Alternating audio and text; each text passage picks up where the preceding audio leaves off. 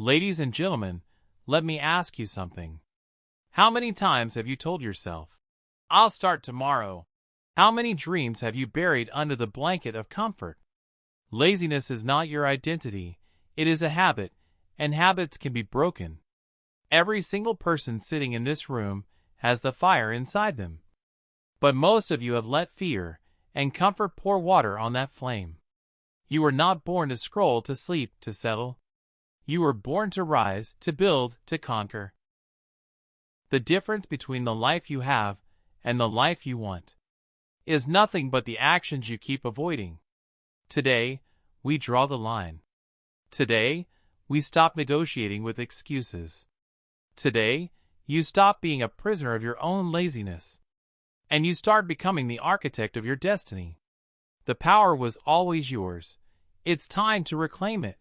Ladies and gentlemen, I want you to stop for a moment and really listen to what I am about to say, because this might be the most important thing you hear today. You are not lazy. Say that again to yourself. You are not lazy. Because the moment you label yourself as a lazy person, you have done something incredibly dangerous.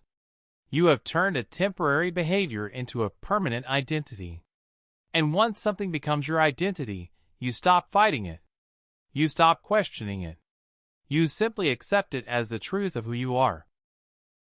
And that acceptance becomes the heaviest chain you will ever wear. Think about how many times you have said it. Asterisk. I am just a lazy person. That is just how I am. I have always been like this. Asterisk. And every time you repeated those words, your brain listened. Your subconscious mind does not argue with you. It does not fact-check you. It simply takes whatever you feed it and builds your reality around it. So when you keep telling yourself that laziness is your nature, your brain gets to work. It finds every piece of evidence to prove you right. It makes you feel tired when you should be energized. It makes starting feel impossible when it is actually just uncomfortable. It does not do this to hurt you. It does this because you told it to. The truth is, laziness is nothing more than a pattern. A deeply conditioned, repeatedly practiced, heavily reinforced pattern of avoiding discomfort. And every pattern has a beginning. Somewhere along the way, you learned that rest was safer than risk. That staying small was more comfortable than stretching. That doing nothing felt better than failing at something. And so you practiced it. Again and again, without even realizing it, you trained yourself to retreat. You trained yourself to delay. You trained yourself to settle. But here is the most powerful thing I can tell you. Anything that is learned can be unlearned. I have sat across from people who had given up on themselves completely. People who had decades of failures, decades of broken promises to themselves, decades of waking up every morning feeling like they were drowning in their own potential. And do you know what every single one of them had in common? They believed that something was fundamentally wrong with them. They believed that other people had something they did not have. Some special gene, some extraordinary willpower, some secret discipline that was simply not given to them at birth. And that belief, that one deeply buried belief, was the only thing standing between them and the life they desperately wanted. Because once we shifted that belief, once they truly accepted that laziness was a story and not a sentence, everything changed. Not overnight. Not without struggle. But it changed. Because when you stop identifying with the problem, you create space to become the solution. You stop defending your limitations and start dismantling them. You stop saying, "This is who I am," and start asking asterisk, "Who do I choose to become?" Asterisk. And that question, that single powerful question, is the beginning of every transformation I have ever witnessed in 30 years of doing this work. So I am asking you today to do something courageous. I am asking you to fire the old story. Walk away from the version of yourself that uses laziness as a shield. Because the moment you stop hiding behind that label, you will feel something uncomfortable, and that discomfort is not a warning, It is an invitation. It is life calling you forward.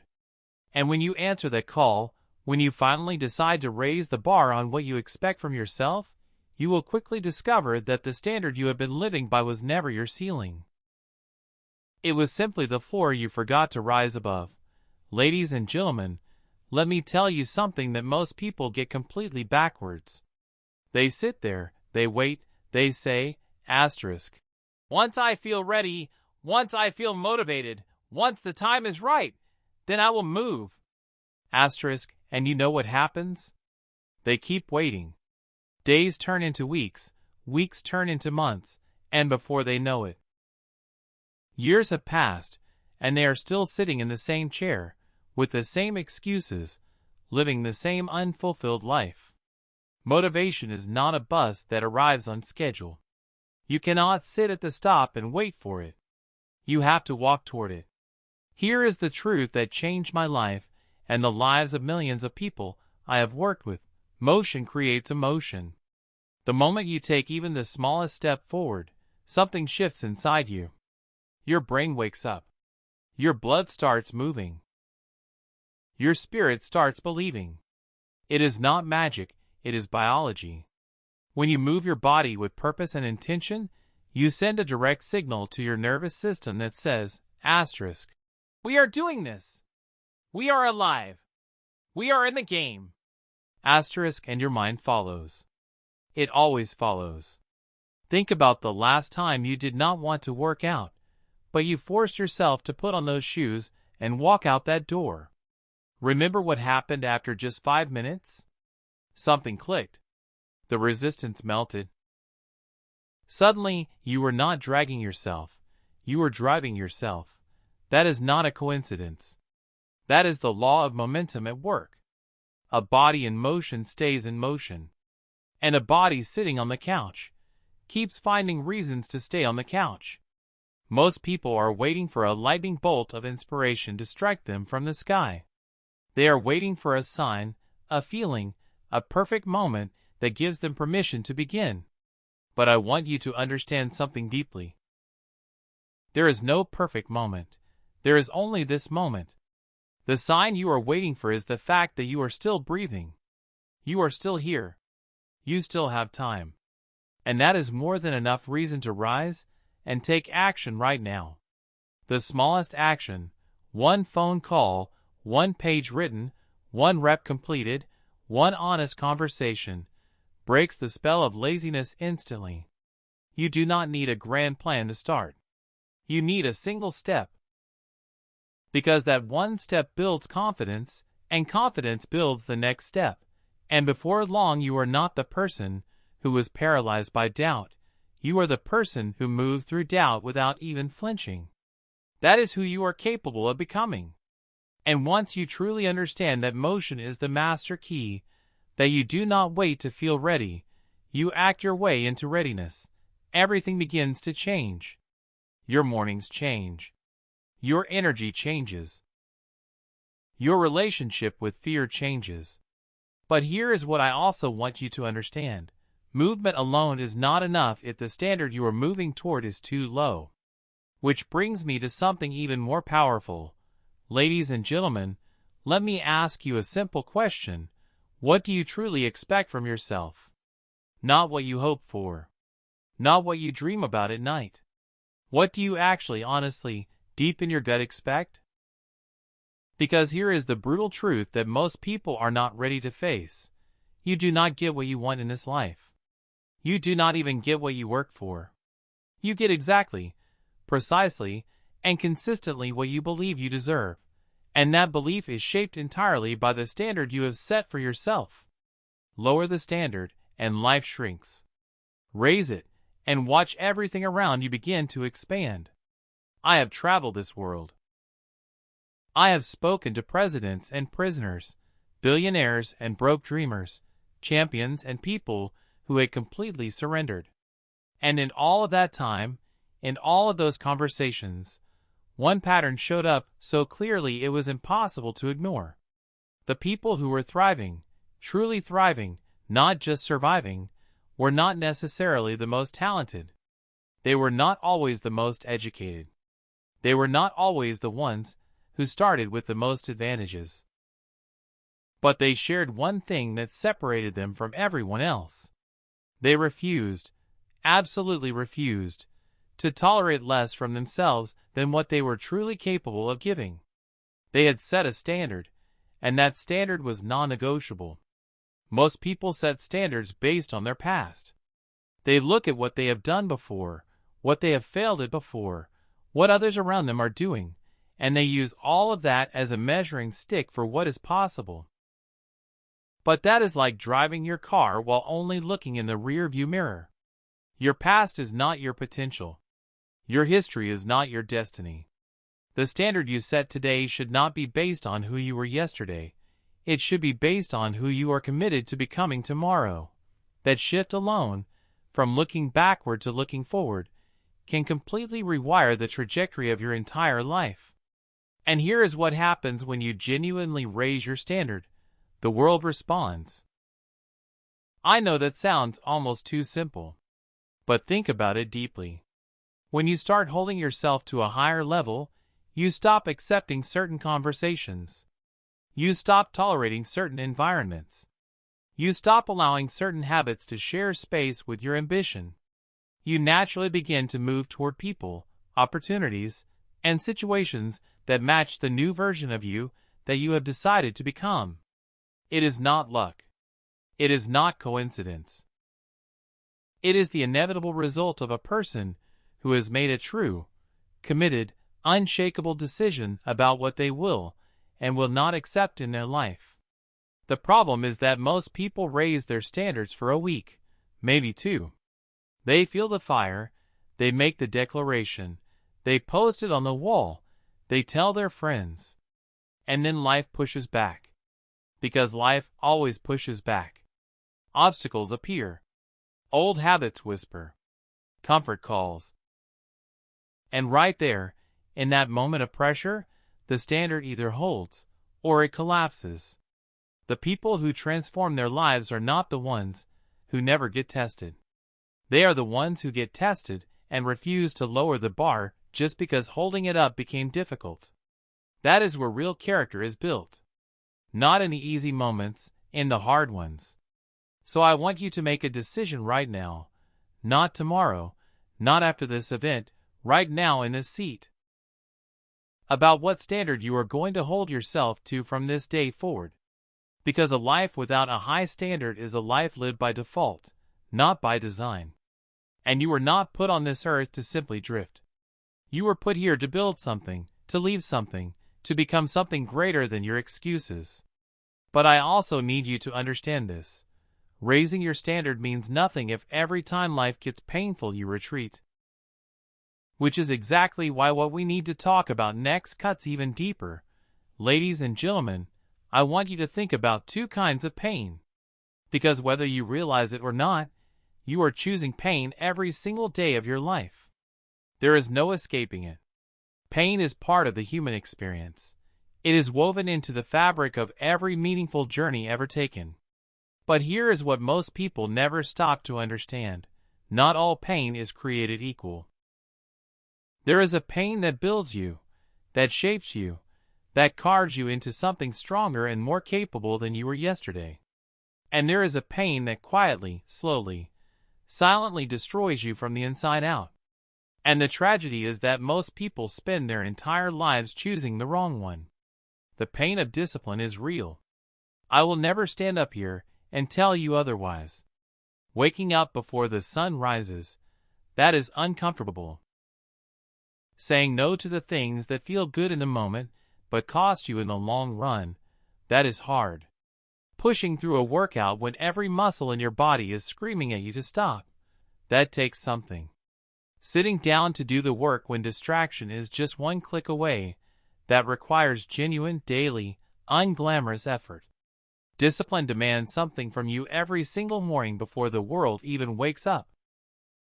It asks you to pay a price up front, before the reward is visible, before anyone is watching, before the results have shown up to justify your sacrifice. And that is exactly why most people avoid it. But here is what discipline never tells you in the moment. It is investing in you. Every early morning is a deposit. Every temptation resisted is a deposit. Every hard conversation you did not run from. Every goal you pursued even when progress felt invisible. All of it, every single bit of it, is compounding interest in the bank account of the person you are becoming. Discipline is not punishment. Discipline is the highest form of self-respect. It is you looking at yourself in the mirror and saying, I value my future more than I value my comfort right now. And that statement, lived out consistently over time, produces a life that most people only dream about. Now let us talk about the other pain. The pain of regret. Because regret does not arrive loudly. It does not show up the day you skip the gym or avoid the hard task or choose comfort over courage. It is patient. It waits. It lets you enjoy the laziness, lets you justify the excuses, lets you believe that tomorrow will always be there. And then one day, and this day comes for everyone, you look back. You look back at the years, at the chances, at the version of yourself you were too afraid or too comfortable to become. And that pain hits differently. Because unlike the pain of discipline, the pain of regret cannot be used. It cannot be converted into strength. It simply sits there, heavy and permanent, reminding you of everything you had the ability to do and chose not to. I have met people in the final chapters of their lives. And I have asked them, I have genuinely sat with them and asked, what do you regret most? And not one single person said asterisk, I wish I had rested more. Asterisk, not one person said asterisk, I wish I had played it safer. Asterisk, every single time, without exception, the regret was about the risks not taken, the dreams not chased, the potential left untouched on the shelf because fear and comfort felt more manageable than effort and uncertainty. Regret is the most expensive thing a human being can carry, and the devastating part is that you do not receive the bill until it is far too late to change the balance. So today I am asking you to make a trade. A conscious, deliberate, eyes wide open trade. Give up the short-term comfort that is slowly stealing your long-term greatness. Choose the pain that has a purpose. Choose the struggle that produces something. Choose discipline, not because it is easy, not because it always feels good, but because on the other side of it lies the version of you that you have always known you were capable of being. And once you make the trade consistently, once discipline becomes not just a decision, but a way of life, you will quickly realize that the only thing left standing between you and everything you want is the one conversation most people spend their whole lives running away from. Ladies and gentlemen, every single excuse you have ever made has cost you something. It has cost you time. It has cost you progress. It has cost you the life you were meant to live. Blaming your circumstances, blaming other people, blaming the economy, blaming your past. All of it is nothing but a sophisticated way of handing over your power to things that cannot even hold it. The moment you point a finger outward, you surrender the only thing that was ever truly yours, your ability to choose, to respond, and to rise. Ownership is not a concept, it is a decision. It is the most liberating decision a human being can ever make. When you say, this is my life, my result, my responsibility, something extraordinary happens inside you. The victim disappears, and the creator steps forward. You stop waiting for the world to change, and you become the change that reshapes your world. That is not philosophy. That is the lived reality of every person who has ever built something worth building. And so here we are, at the end of this journey and the beginning of yours. Everything we have spoken about today, the mindset, the motion, the standards, the discipline, the ownership, it all leads to this single moment right here. The moment where you decide who you are going to be when you walk out of this room. Not tomorrow, not someday, but today, right now, you reclaim your power. The life you want is not ahead of you waiting to be discovered. It is inside you waiting to be unleashed.